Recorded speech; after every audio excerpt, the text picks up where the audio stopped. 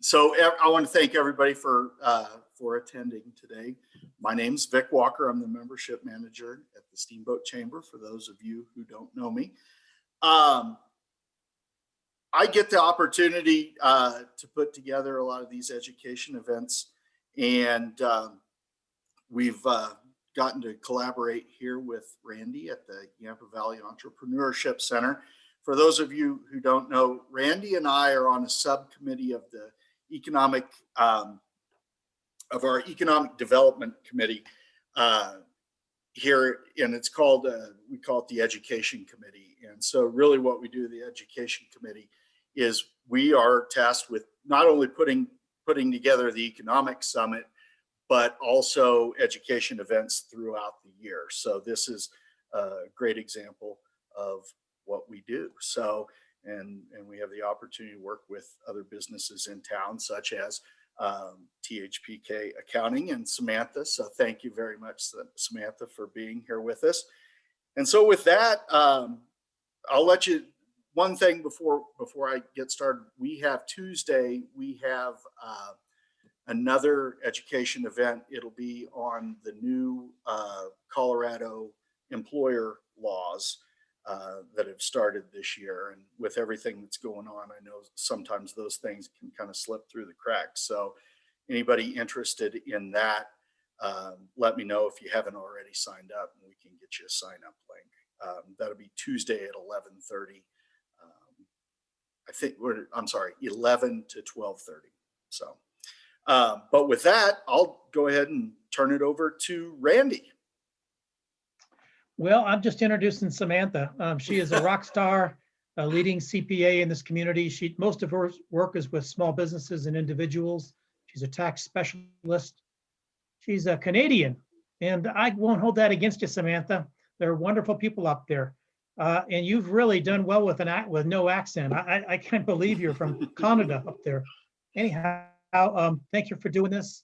THPK is a regional leader in public accounting. They can do work globally from the small town of Steamboat Springs. And she's a perfect example of that, because she's actually sitting in British Columbia right now. They've been my accountant for years. I've referred many good clients to them. And I'm really honored and thankful that you would take the time today to help us learn a little bit about how to prepare for this year's tax return. Thank you. Well, thank you very much. That was a very lovely introduction, and I appreciate that. And yes, I will do my best to hide my Canadian accent as best I can. And the wonders of technology, which I believe this last year with COVID and everything that's gone on has really sort of forced everyone's hand into starting to work this way. And I'm very thankful that we have these abilities to try and keep this human connection during these strange times. And so, at the end of this, if anybody needs my email address, those kinds of things, I'm happy to give that out. If you have questions, feel free to email me. I'm happy to help, because this, again, has been an extremely unique year for most people. And so as a community, THPK really wants to make sure everyone's doing okay, understands as much as we can, because it is ever changing. As you all know, if you watch the news, it's day by day, some of these laws and rules and regulations. So we're all doing our best to try and keep abreast of it and keep everybody moving forward, so that we can get back to a normal, productive lifestyle and environment. So I'm really thankful and happy that you all could make it today. Take some time out of your busy schedules. Yeah, as the boys just said, I have been in Steamboat for almost 20 years. I've been a CPA for over 20 years. And just, I love Steamboat and I love that community. And I, love small businesses. That's a big part of who we work with. I also work with a lot of foreigners, just because I happen to be one myself. So I tend to know a little bit about what those rules and regulations are and help out in those areas as well. Couple of little things I thought we would start out with is just a brief sort of what has changed in 2020. A lot of things, obviously. And I'm also going to make sure there's lots of time at the end for questions and answers, because I'm sure you're going to have some specifics that I'll do my best to try and help you out with. So let's just talk real quick. If anybody has a small business, they might be aware of the new 1099 forms that did come out for 2020. That is the one that's an NEC, and that's for non-employee compensation. And so it's now no longer reported on that regular 1099 miscellaneous. It's got its own separate 1099. So just something to be aware of. And I'll go into a little bit of what's the difference between employees and 1099s, but I just wanted to let you know as just part of what the new updates are, so you're aware of them. A couple other little things. There's another new form, the 7202, which is for the credit for the sick leave and for the family leave for certain self-employed individuals.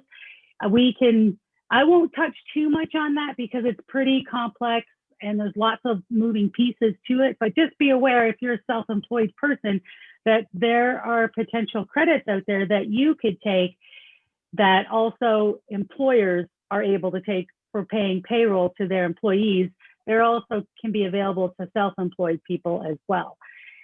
Let's see, what other things? For anybody who has English as a second language, there are forms through the IRS to help you with that if you're not fluent with English. So just be aware that there are those forms. They're called Schedule LEPs. So if you want to Google that's helpful for the second language, English as a second language in our community. What other things? So on the 1040, that's the individual tax return.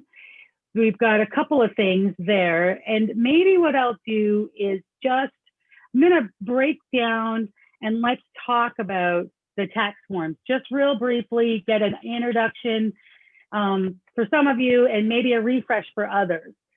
So when we're talking about income tax, we want to remember that there's two buckets that we want to think about. There's the income tax portion that all your income gets thrown into one bucket. You take all these deductions, and then whatever is at the bottom is your taxable income. And then that's what gets taxed at the income tax rates, which are those tiered rates for tax brackets.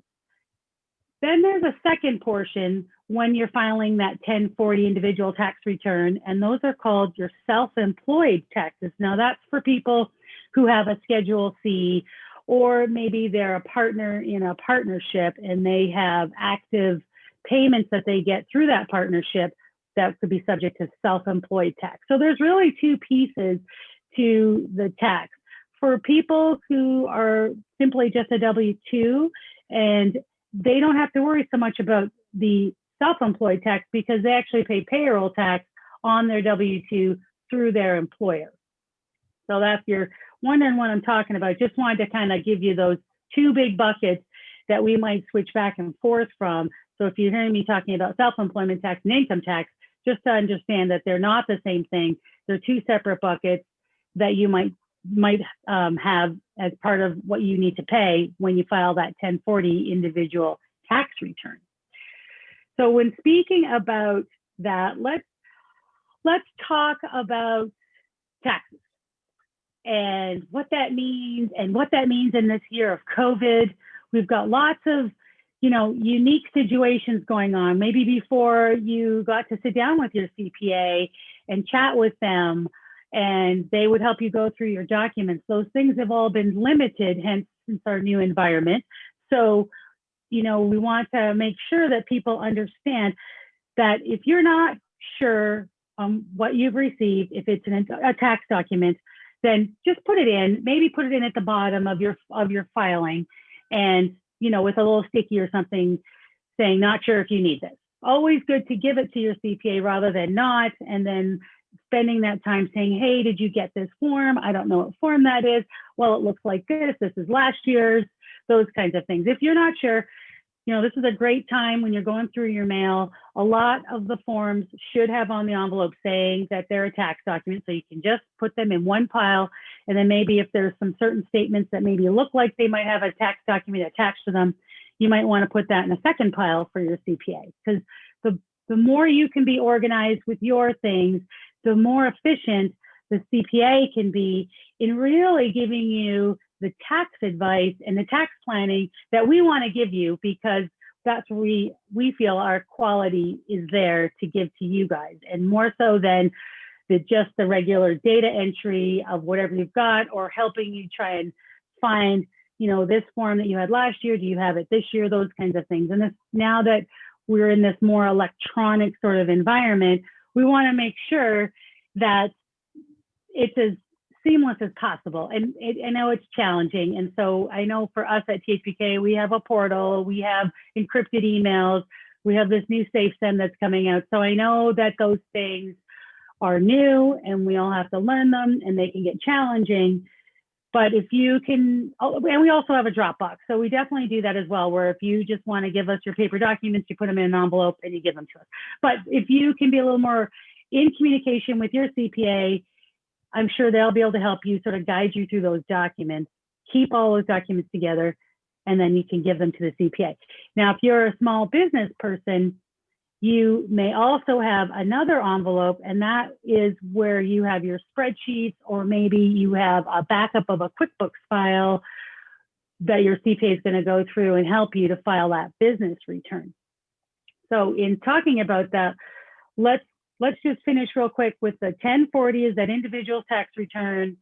That's where Schedule C filers, sole proprietors, single member LLCs, those kinds of things will all get reported on that 1040.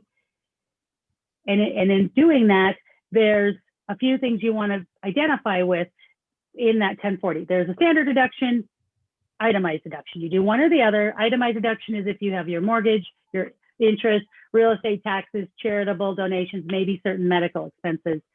If you don't have those, then you can take the standard deduction. The standard deduction, you're probably aware of, a couple of years ago, actually doubled in the amount. So a lot of people who maybe used to itemize now take that standard deduction. So if you do take that standard deduction, be aware that there still is the ability to take a certain amount of your charitable deductions as well. So you want to keep track of that and also report that to your CPA in addition, even if you're doing the standard deduction.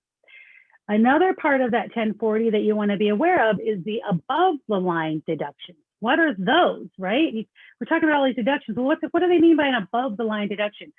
What that typically means is, in order for an individual to be able to qualify for certain credits, they need their AGI, which is their annual gross income, to be a certain level.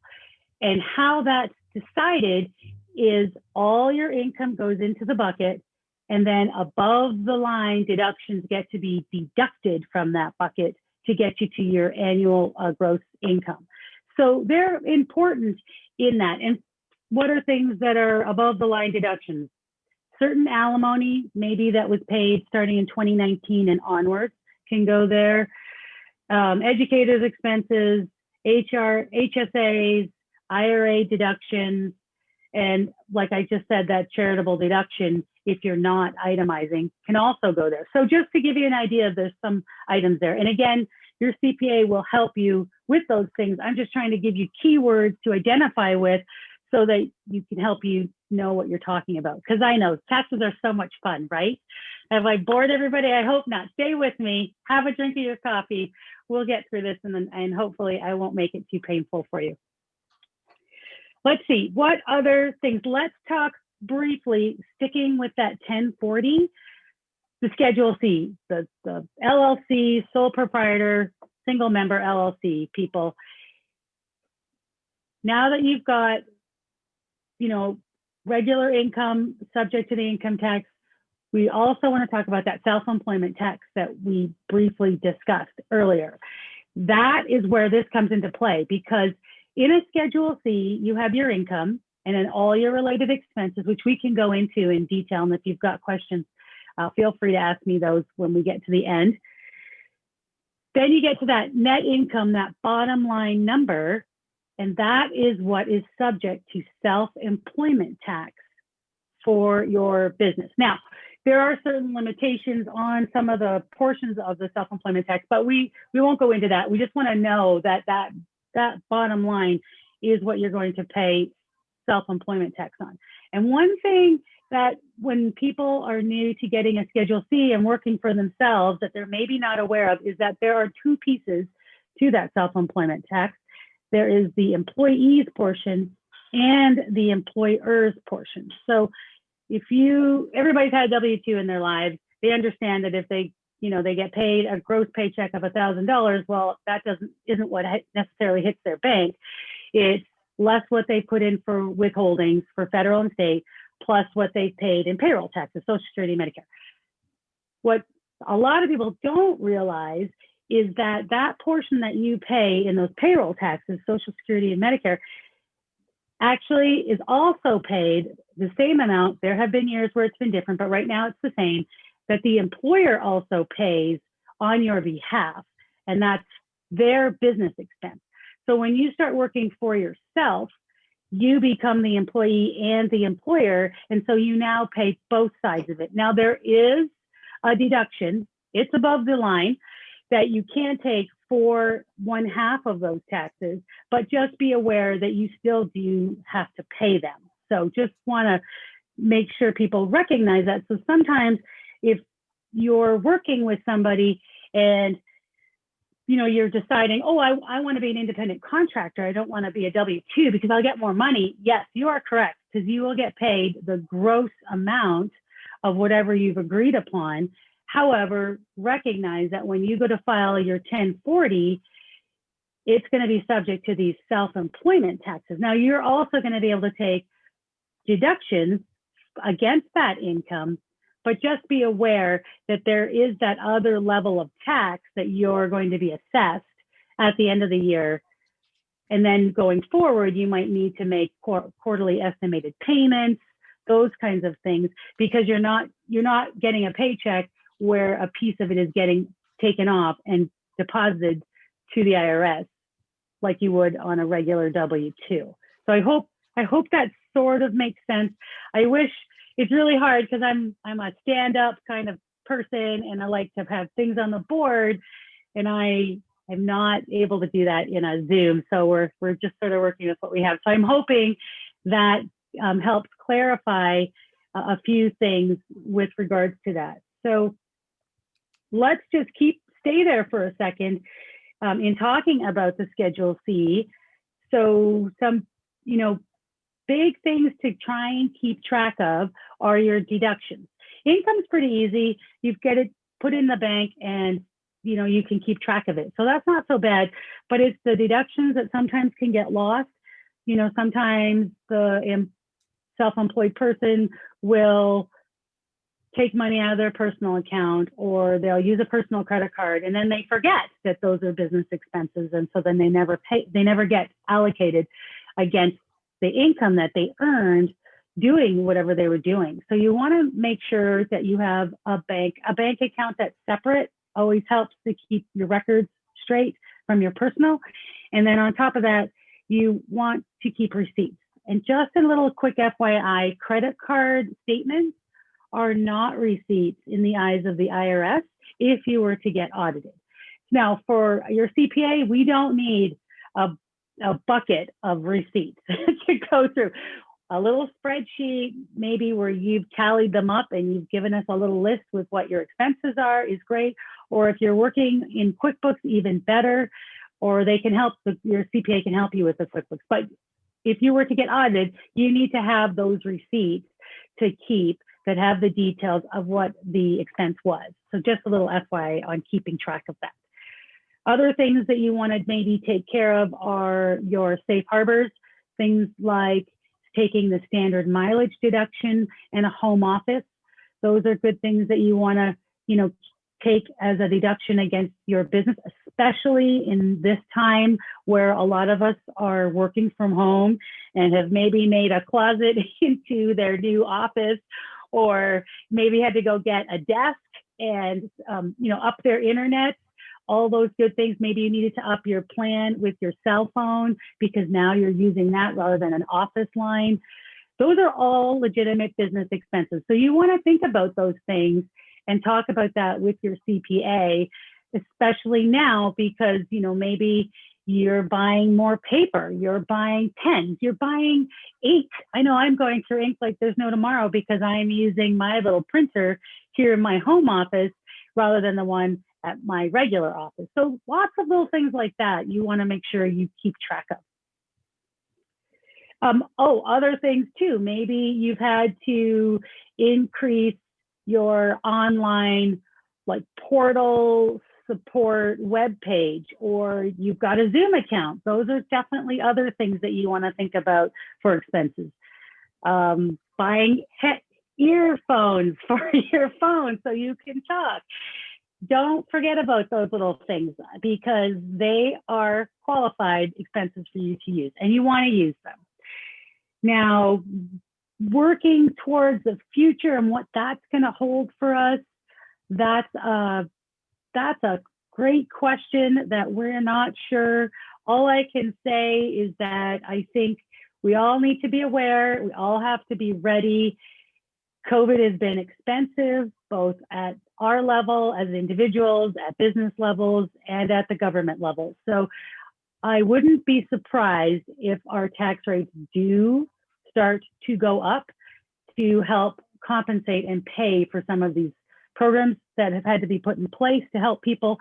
So you might want to look into that and discuss that with your CPA when you're doing planning. Maybe there's income that you definitely want to pick up and recognize in 2020 rather than defer it to 2021. A lot of times we talk about, if you want to give yourself a bonus, maybe if you're doing a payroll structure, you want to give those out in the new year and defer it off 1 year for tax purposes. This time there might be a different sort of sense where, well, maybe you want to actually run that through now and go from there and not pick it up in the 2021 year because we're not sure what might happen going forward. We're all in this boat together and we're trying to, keep abreast of what's going on, but just, you might want to have those conversations with your CPA about that stuff. Anybody have any questions so far about anything?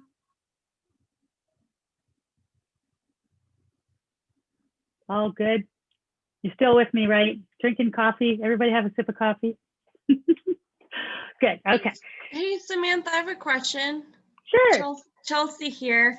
So you mentioned that credit card statements aren't valid receipts in the eyes of the IRS, but when you purchase like Zoom account or web design or something that's online, do you just type up receipt, to track that? Or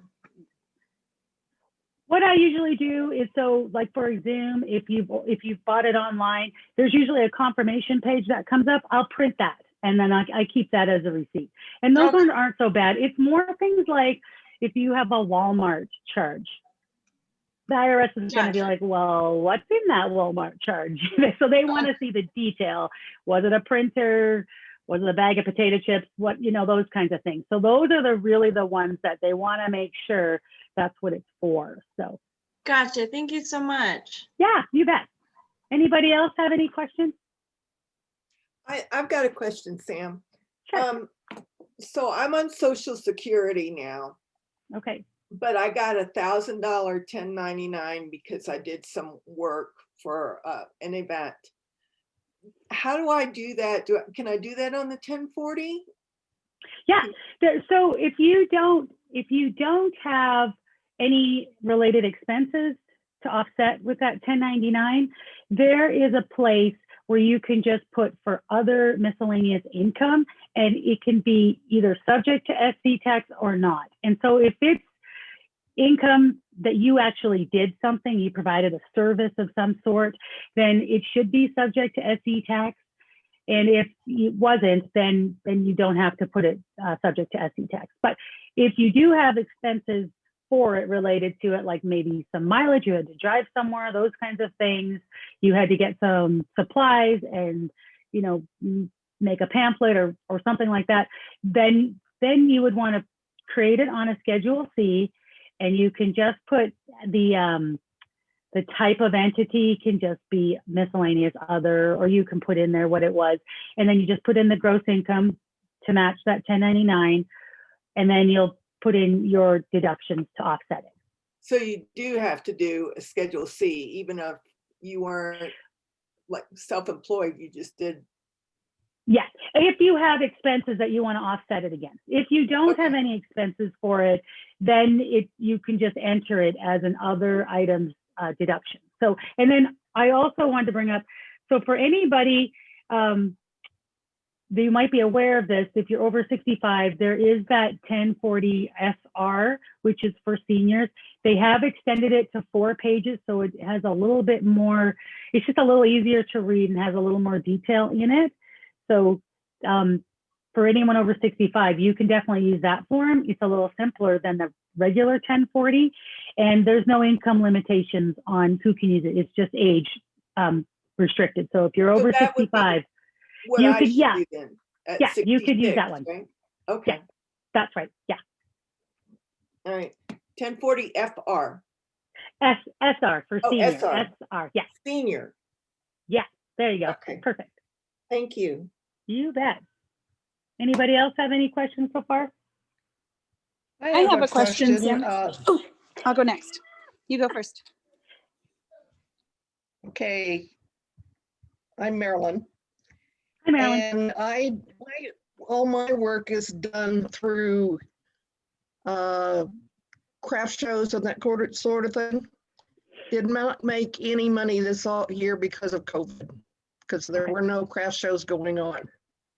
But I do have some expenses because I have a website and I have a domain that I have to pay yearly.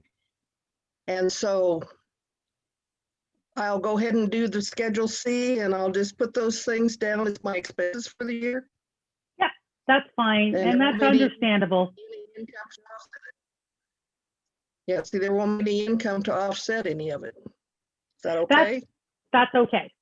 What it will do is, and I'm glad you brought that up, because there is another portion of rules that people need to be aware of that are called the hobby loss rules.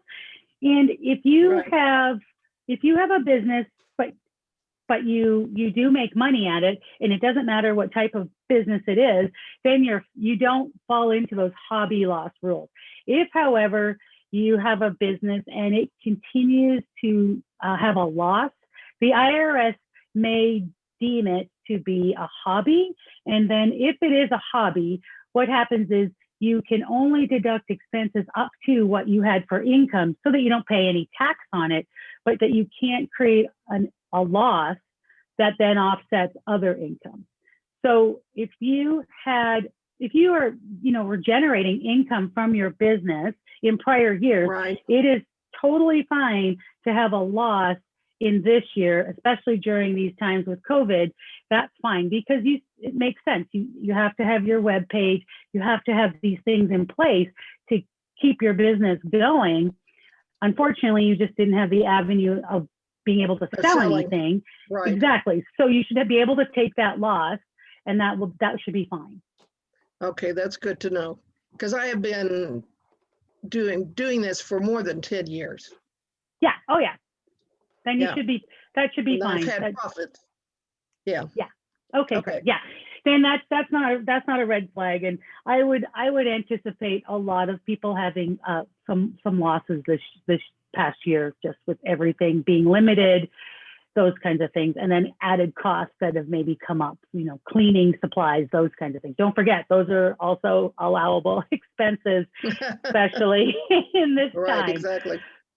So All right, sounds good. Caitlin, you're up.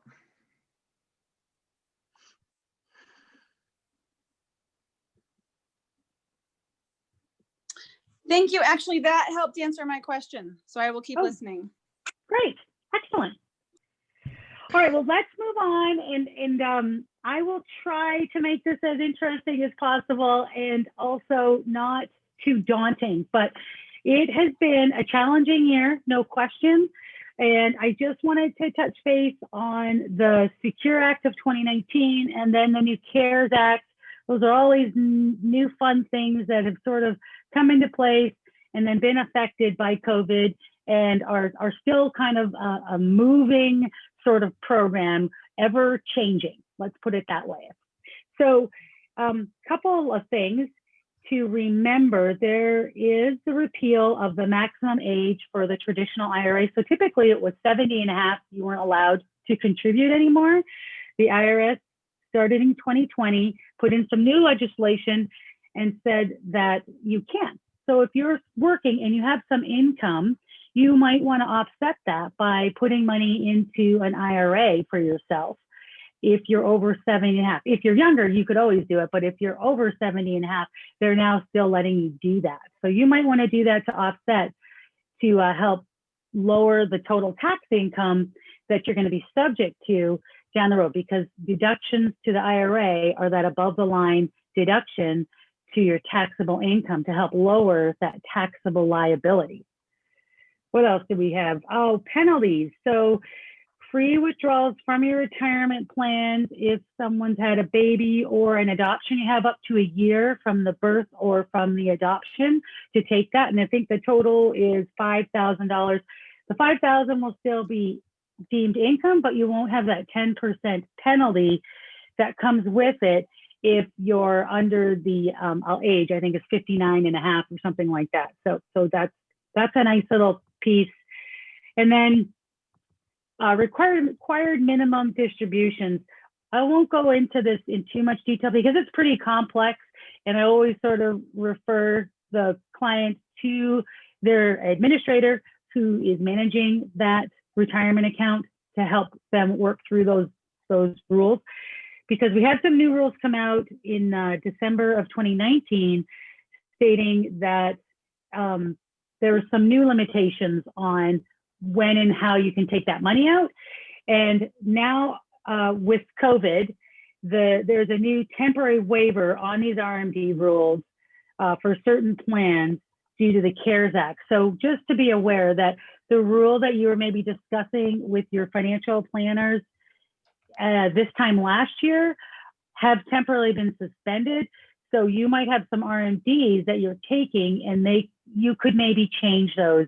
And the new rules that came out in 2019 have temporarily been suspended.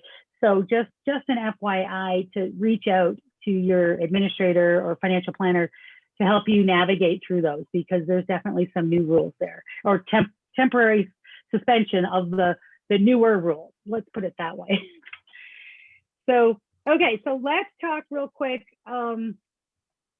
about the CARES Act. The CARES Act has been out, it has evolved, is a moving target, I like to call it. It definitely keeps changing.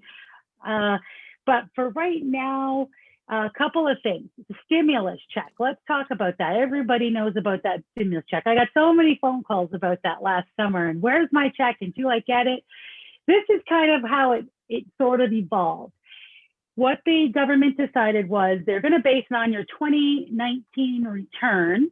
It's really about your 2020 return, but because we're in 2020 when this is all happening, they couldn't determine because nobody's able to file 2020 because they're still in it. So they said, okay, we're gonna rely on your 2019 tax return to see if you qualify for the stimulus check. If you didn't happen to have 2019 done because we're still in 2020, they were going to revert to your 2018 return. So if you didn't have 18 filed or 19 filed, you probably didn't get a check because they had no sort of previous data to base on to see if you qualify. So if you didn't get it and you didn't file, that's probably why. In 2020, and I haven't really looked at how this is going to work, but the idea is that there's going to be a reconciliation on the 1040 2020 tax return where we're going to sort of catch up those people that got missed or maybe didn't get enough money based on the 2018 or 2019 returns. And then it's going to come through as a refund on the 2020 return.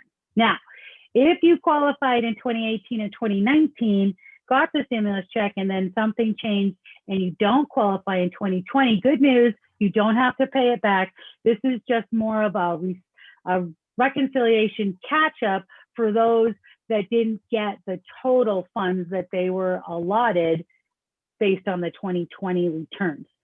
Now, in speaking about that, some things that are interesting to note.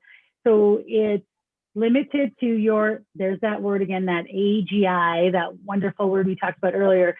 It is limited to that. So somebody who's single, AGI of 75,000 or less for 2020, and head of household 112 and 500,000.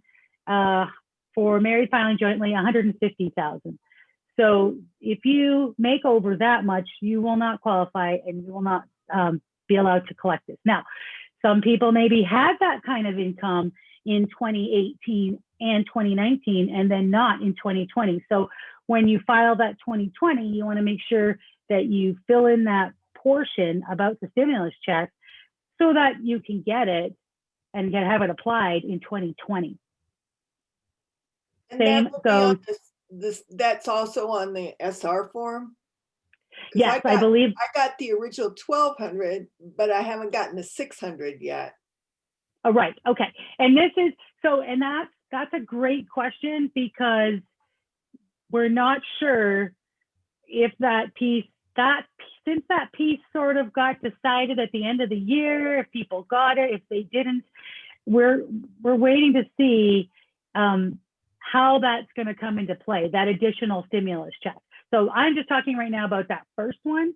Okay. That second one is still a little gray. We're not quite sure how the IRS wants us to deal with it.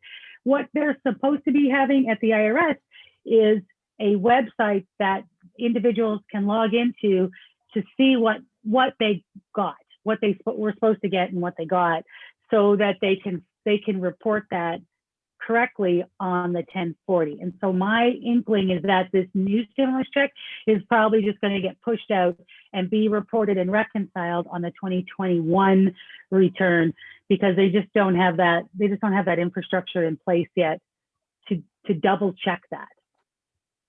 So, but you know, again, it's ever changing and moving, and so we'll just have to wait and see how the IRS wants us to identify that going forward.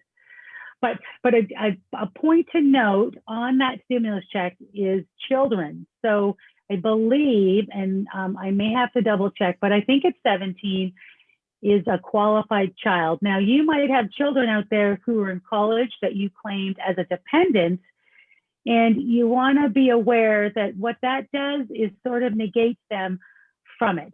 You don't get a $500 child stimulus because they're over the age limit, and they don't qualify for the stimulus check because they didn't report themselves as an independent. They reported as a dependent of someone else, which cancels them out from qualifying for the stimulus check. So that is another piece that you may want to chat with your CPA about for planning for 2020, is if you have college kids, can they file their own 1040, not be claimed as a dependent, and then qualify for the stimulus check. So those are things you want to double check with your CPA and see if they qualify, because that might work out better for them and for yourself. Let's see. The PPP loans and the employer retention credits. I always have to say those and have a little bit of a little yoga sigh and centering myself, because that was an interesting part of 2020. It's an interesting part of 2021, ever changing. Little bit of history. So if you have a business and you have employees, you could apply for these PPP loans.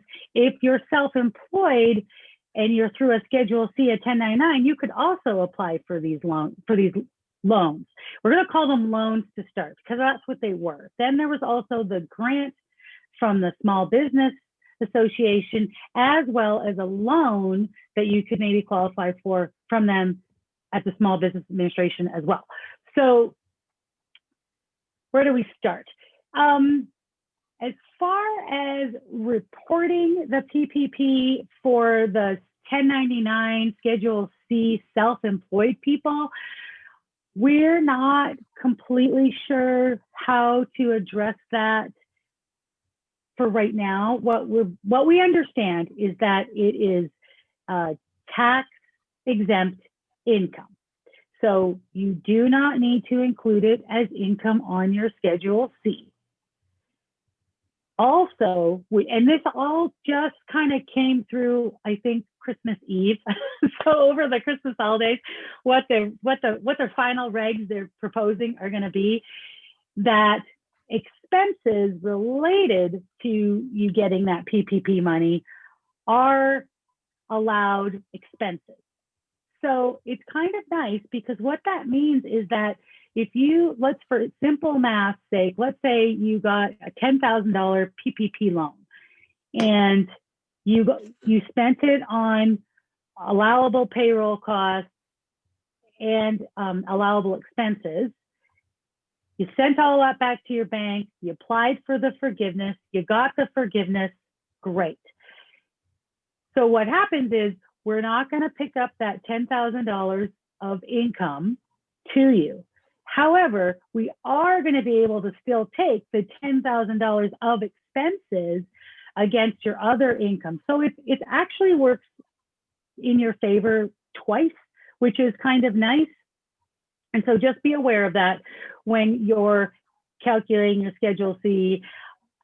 Again, I would definitely say with everything that's gone on this past year, and if you were able to take some of those programs, you would probably want to talk with somebody about the proper way to report it, because I don't want you to report things that aren't taxable and get taxed on them, because the IRS is not like the IRS is going to say, oh, you made a mistake and you don't need to pay tax on this. They're not going to track that portion for you.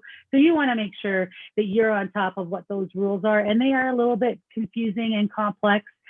So if you took advantage of any of those, it's worth your time to sit down with somebody to make sure that you're reporting it correctly for yourself on the 1040. Now, as far as the self-employed people, same idea. You're not going to pick it up as income on the Schedule C, but you can, use your expenses for utilities, rent, whatever you used it for, those kinds of things. You're still allowed to do that. So be aware of that. One thing to also be aware of is that EIDL grant. I'm not sure if people remember, but when this is all crazy going on in April and people rushing to the banks, there was also that loan from the SBA that changed a little bit as it was moving forward. And so it became a $1,000 grant per employee you had, that you want to make sure. So it was supposed to be deducted from the allowable portion of your PPP. They since changed that. So, and I'm sorry if I feel like I'm a little all over the place, because this is a little all over the place. But I want you to be sure that if you applied for your PPP forgiveness before December and you got an EIDL grant, you were supposed to deduct that from your allowable PPP forgiveness. So if you had a $10,000 forgiveness or $10,000 PPP loan and you got a $1,000 EIDL grant, you are only allowed a maximum of $9,000 to be forgiven. Well, that's since changed. So if that's your situation, you should contact your bank about getting that extra $1,000 forgiven, if that makes sense, because they now no longer require you to include the EIDL grant to offset the forgiveness of the PPP. And again, I'm sorry if I feel like I'm all over the place and I'm talking about a whole bunch of things. It's just sort of the nature of the beast this year. And so I just want to give you sort of buzzwords, if you will, and who to go talk to so that you can follow through and get to the end result, because it is a bit confusing. So if you had a PPP loan and you applied for forgiveness before December, you may want to reach out to that lender and see if you had an EIDL grant that you also need to not be part of that forgiveness, so you can get the total forgiveness on the PPP. Now we've got the second round of the PPP coming up. And so to understand that a little bit, the basic rules are if you didn't apply for the first PPP, you can still go back and apply for that one because the rules are slightly different. You want to apply for that one first. If you did get the first PPP loan, great, put that on the shelf, and now you can apply for the second PPP loan. And so one of the rules of the second PPP loan is that you can show that for 1 quarter at least of 2020, that your gross receipts, not your net income, your gross receipts have decreased by 25% from the same period in 2019. So you want to be able to pick up a P&L or have some sort of way to substantiate that, because that is one of the rules for the second round. So you want to make sure you do that, and definitely talk with your lenders. I feel like our local banks are great, and they've really gotten a good handle on how to process and manage these things with their portals now. And so they're definitely people you want to reach out to and see how they can help you with that. And then also your CPA is happy to help you sort of explain some of the rules, help you gather some of the information that you might need, like what your payroll was if you have employees, or what your gross revenue was if you're a self-employed, Schedule C, those kinds of things. What else do we want to? Oh, employer retention tax credits is another sort of avenue for some people who have payroll that they can take. I won't go into all the specifics because it's a little complicated, but just be aware that there's employee retention credits that you before were not allowed to take if you got a PPP loan. Now they've changed those rules and you can take them. So there might be a discussion you want to have with your CPA in regards to your third and fourth quarter of 2020, and if you want to amend those and take advantage of some of those employee retention credits. And they also are available for the first 2 quarters of 2021. So just again, trying to give you some buzzwords to talk to your accountant about, or your banker, or your financial advisor to kind of get that conversation going and seeing if any of those things can apply to you. That's all I really want to touch on for right now in regards to those, because like I said, they are a bit complex. You can go down a really deep rabbit hole very quickly, and it really needs to be a discussion with your accountant on those specific details of your business to help you kind of get to the bottom of what's the best thing for you and what you can take advantage of. So another thing I wanted to quickly touch on is the special rules for retirement funds that were available to people. Now, I'm not sure, right now it's my understanding that these deferments and being able to take a portion of your 401ks or your IRAs were supposed to be done before December 31st of 2020. I haven't heard any sort of legislation just yet if they're maybe going to extend that for people. I think that they might, just because it seems like COVID, all the effects we're still running into it here in 2021. But just want to give you the sort of the rules so that you can be aware if it's available to you if you missed it for 2020. But the idea was that you could withdraw up to $100,000 out of your 401k or IRA without being subject to the 10% penalty if you don't meet the age restrictions. And you or a family member were diagnosed with COVID, or if you have been affected financially through the results of being quarantined, through furloughs, being laid off, reduced work hours, unable to work due to childcare, all kinds of things that maybe affected you and you needed money to live on, you could take that money out of your 401k. And the nice thing is that not only did you still have to, you would have to pay income tax on it, but be aware that you're not subject to a 10% penalty, and you can defer the recognition of that income for the next 3 years. So if you did that in 2020, you can recognize that income over 3 years. And then on top of that, you also can pay it back. So what sort of the idea of how that's going to work is that, so say you took the $100,000 out, you had to live on it, do all these things, And then all of a sudden, your business comes back booming and it's great in 2021 or 2022. Let's say 2022. So you're going to defer the payments over 3 years. And so you paid a third of it in 2020. And then you paid a third of it in 2021. Now you're at the end of 2022 and you're back. You're strong. You're feeling great. Guess what? You want to pay that back. You want to get your retirement funds back to where they were. You can do that. You can put that money back in. And then what you would do was amend the 2021, the 2020 return and not pay the tax on that money that you took out.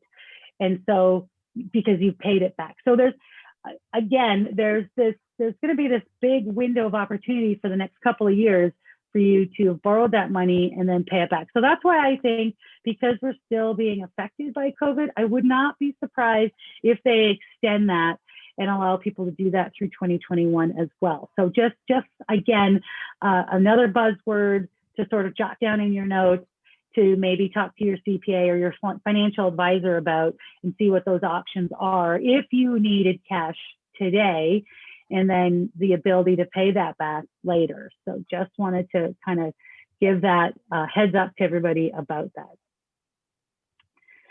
I'm trying to think of other things. I know, I'm sorry if I'm boring you with all these things. The qualified business income, that is still alive and kicking. We haven't had any legislation on that disappearing yet. There has been chatter about that maybe going away, but for right now, it's still there.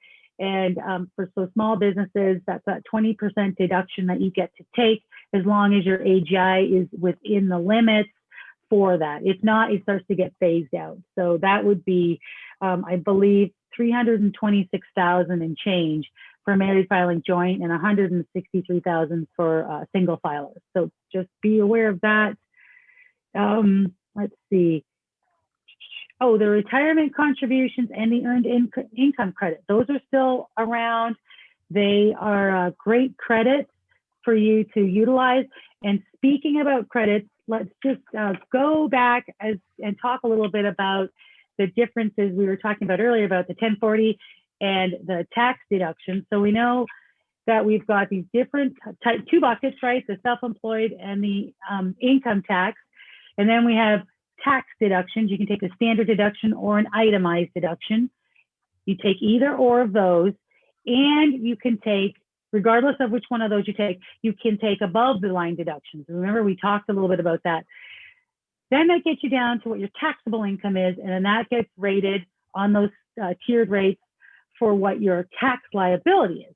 So then once we calculate that, there are these wonderful, wonderful things called tax credits. And what a tax credit is it's a dollar for dollar deduction of that taxable liability that you owe. So if you have $100,000 of income and you have $20,000 of deductions, your taxable income is $80,000. Then you have $5,000 of tax credits. Put that aside. Let's say on $80,000, you are going to owe $16,000 of tax, federal tax. And then we say you have $5,000 of these tax credits. Your tax liability or your bill is now going to go down to $11,000. So they're great. They're huge. They're bigger than a tax deduction. Tax credits are great. So things like for a tax credit would be if you have a low enough AGI and you put money into an IRA, they give you credits for that. An earned income credit is also a nice one. So if you are working and showing you have made some money and you are within the certain guidelines for the earned income credit, that can also get you some credits as well. And the nice thing about those is that they're refundable. So there's difference between the credits are non-refundable and refundable. And when they're refundable, that means that if you only owed $2,000 of income tax and you have these credits that are worth $3,000, you'll get a refund for another $1,000, even though you didn't pay it in, if that makes sense. And non-refundable ones would zero out your tax liability to zero and then give you a carry forward, hopefully, for the following year to be able to apply to the next year's income. So with all that being said, I real quick want to just give you a little guidelines on the 1099s versus an employee. The IRS likes to sort of determine that, let's see, I want to give you the like sort of their specific language that they like to use. So the IRS believes that an independent contractor, you are only an independent contractor if the payer has the right to control or direct only the result of the work, not what was done, when it was done, or how it was done. So that's sort of what it determines. So if you have a person that is doing something for you and you're telling them when to be there, how to be there, what you're going to pay them, they're an employee. If the person that's doing the work for you tells you when they're going to be there, how they're going to do it, and how much it's going to cost, then they're an independent contractor. And you want to make sure you're aware of those things. And a great way to sort of save yourself as a business person is that if you have people who want to be independent contractors, that they have their own workers' compensation. You want to make sure that they have their own insurance and those kinds of things, because if they don't, you could get into a messy situation where the IRS and the Social Security Administration deems that they are an employee, and then the business person is liable to potentially pay employee taxes, both employer and employee, on that individual and not the individual themselves. So you want to make sure that if you are hiring somebody to do something, that you've spelled it out, that they're driving what's happening and when and how much it's costing. Obviously, you can discuss that with them and negotiate the price. That's totally fine. But that you're not specifically telling them how to do it. And then on top of that, that they have the proper insurance in place to really substantiate that they're an independent contractor. So I just want to make sure that people are aware of some of those pitfalls sooner than later, because I've had some clients that have, fallen into some of those issues, and then it just gets pretty messy, and you just want to avoid that. Can I ask a quick question about that? Absolutely. So this event that I work for down in Colorado Springs, it's an annual event, and they bring people down there and we do things. They tell us what to do.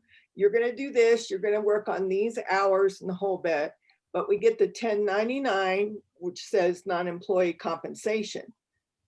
So technically, I wouldn't be an independent contractor, but because I got this 1099, do I have to file the Schedule C as an independent contractor? Yeah, well, yes. I mean, that might be a conversation you want to have with them, and they may have, some sort of language in their contracts with you stating that you have accepted that you're an independent contractor. No, nothing like that. It definitely becomes a tricky one, because I get where they're coming from. They don't want to set you up and make you an employee and do all these, things if it's a one-off event. Right. And so that's where they're going to say, well, maybe it's just a one-off event. And so we just hire these people to show up and do these things, and they do them, and then we just 1099 them.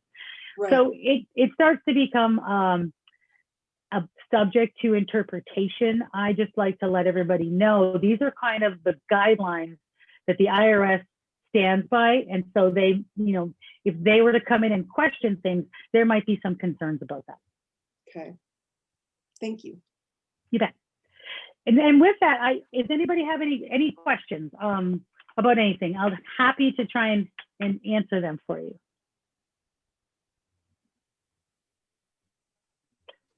You've answered mine.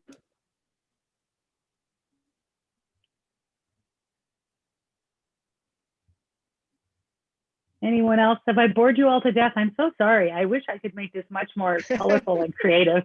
It's been very helpful. Thank you. Hey, Samantha, quick question. My name's Robin, and I'm starting a business out of Steamboat. And question on enterprise zones. Do you have any details, or I can Google the heck out of it. Any high level or opinions from your perspective? I haven't looked at those in a while. They are definitely there, and you want to take advantage of them if they're available. So, and I know that Steamboat is in that easy zone. So that's stuff you want to look at. I know a couple of things. with the enterprise zone credit that if you hire people, there's credits there that you can take. And then if you invest in assets, there's a potential to do that. The one thing to note with the enterprise zone credits are they're kind of, I like to say a cart before the horse kind of thing, in that you need to apply for the credit.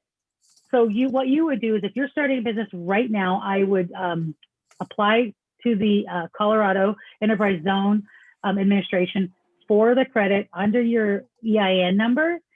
And then the minute you have that is when you now will qualify for your things you buy, like your assets. So if you buy a bunch of assets right now, and at the end of the year, you try and go and get these credits, it won't work. You have to have the certification for these credits first, and then you can go and buy the assets that will apply, and then you take the credit at the end of the year. And it's an annual election, I believe, that you have to do every year.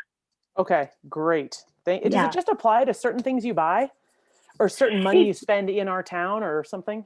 It's a bunch. There's a couple of different ones. There's. Okay. Oh, I wish I remember. Oh, look, that's okay. Google like enterprise zone credits FYI, and you might be able to get a nice. They used to do the Colorado these FYI bullets that would give you specific points. And so there's definitely there's the enterprise zone credit for investments in the community, and that would be like buying certain things like assets, buildings, depending on the type of building and what you're doing with that building. And then I know there's also a credit for healthcare and a credit for hiring people. And so if you go from, like, say you hired 2 people this year, and then you hired 2 more people next year, and you have now 4 people, you get a credit for increasing your workforce in this zone. So there's things like that. Fabulous. Okay, thank you so much. Yeah, you bet. I might also add that the Steamboat Chamber is an enterprise zone contribution project. Yes. And 25% of your dues are returned in a tax credit. So if you join the chamber, you can get that tax credit there, and we have the form for you. Yes, that's a huge one. And anytime, it's maybe nice to look at charitable places as well that you can do that with, like the Boys and Girls Club can do that for you. The Winter Sports Club can do that for you.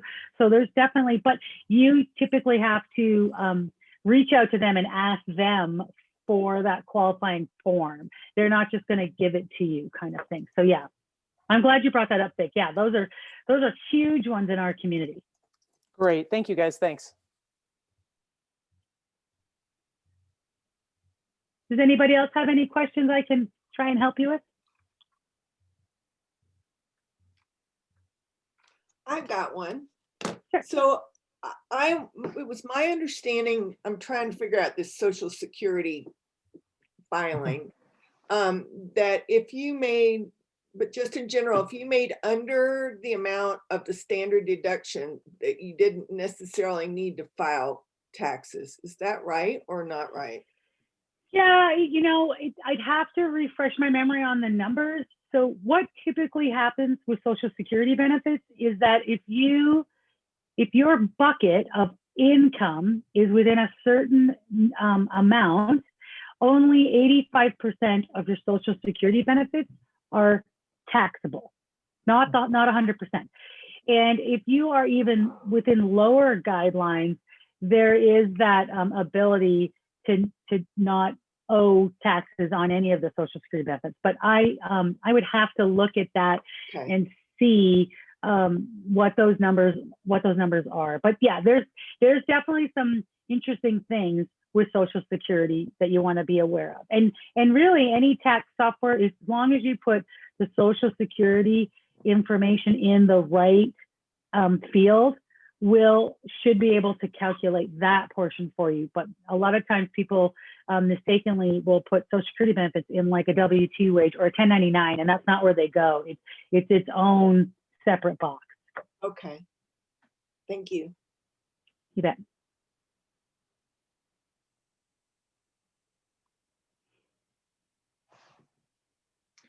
Oh, I have one other little thing I just remembered, speaking about retirements and social securities and stuff. So if you do take that 100,000 out, there's a mandatory withholding that has to come out when you take big chunks of money out of your retirement.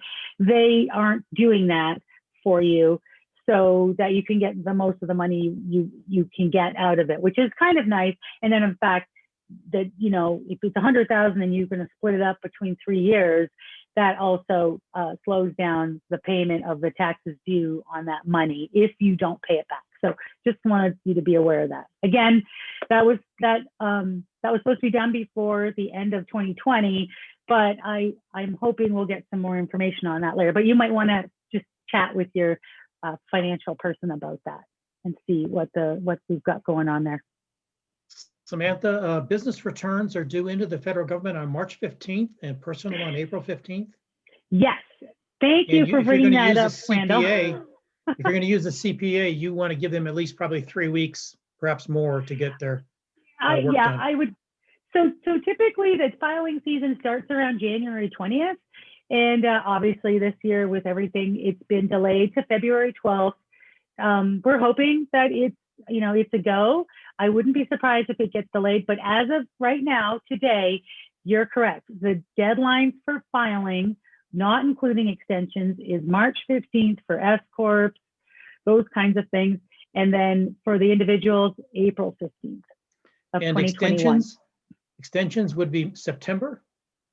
Yeah, so for business returns, it gives you an extension to September 15th, and for an individual, October 15th. Okay. So right now, we've gone back to the original filing date. That July due date we had last year is not in play for this year as of right now. And I would say that the sooner you can get the majority of your organized documents to your CPA, the better, just because it gets super busy, and with all these PPP filings and things, it's just kind of made us even busier trying to help keep businesses afloat.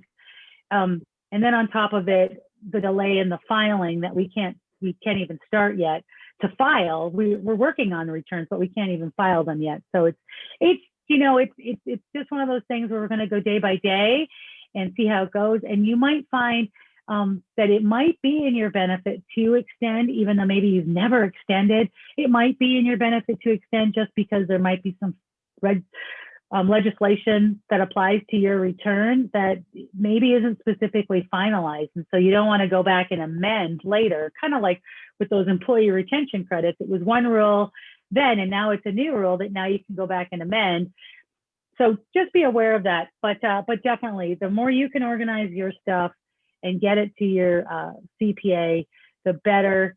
Talking about any of those sort of subjects I brought up would definitely help. Oh, and one other thing I want to say is that if you get a checklist and an organizer from your CPA, please do your best to try and fill that out, because it really helps streamline the processing of your return. And then what that does is allows people like myself to really sort of talk with you about your specific situation and what we can do to sort of help it for last year, and more importantly for what's going on in this year and what we can do maybe going forward, rather than spending more time trying to find a W-2 or trying to find a mortgage interest statement, those kinds of things. We definitely do that and help you with that, but you really want to utilize our knowledge base. And so if you can be more organized, then that gives us the opportunity to do what we really like to do, is work with you on your specific filing and how we can help it. Yeah, CPAs are very expensive administrators, so just use them for tax Yes. expertise. Absolutely. And we're not really good at the administrative part either, to tell you the truth. So you don't want to use us for that. Anybody else have any questions?